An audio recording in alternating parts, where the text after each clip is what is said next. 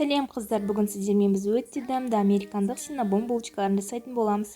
Ол үшін бізге жылы сүт, жұмыртқа, қант, тұз, ашытқы, ұн және де ерітілген сары май қажет болады.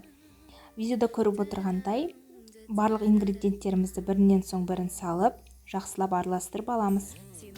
Одан кейін ұнымызды 3 бөліктен салып, ең алдымен силиконды күрекшемен, одан кейін қолымызбен жақсылап илеп, жұмсақ қамыр жасаймыз.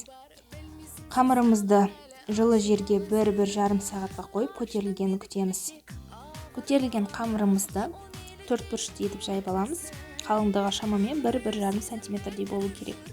Қамырымызға ерітілген майды құямыз. Салмасына корица, какао, қант қосылған ингредиентті салып, рулет секілді ораймыз. Рулетімізді 10-12 бөлікке бөліп, 10-15 минутқа көтерілуге қойып, одан кейін қызып тұрған 180 градустағы пешке саламыз. Креміне сгущенка мен творожный сырды жақсылап араластырып, ыстықтай булочкаларымызға жағып шығамыз. Егер сіздерде творожный сыр болмаса, онда тек қана сгущенканы қолдануға болады.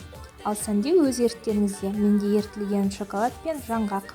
Сіздермен болған Рабия, астарыңыз дәмді болсын.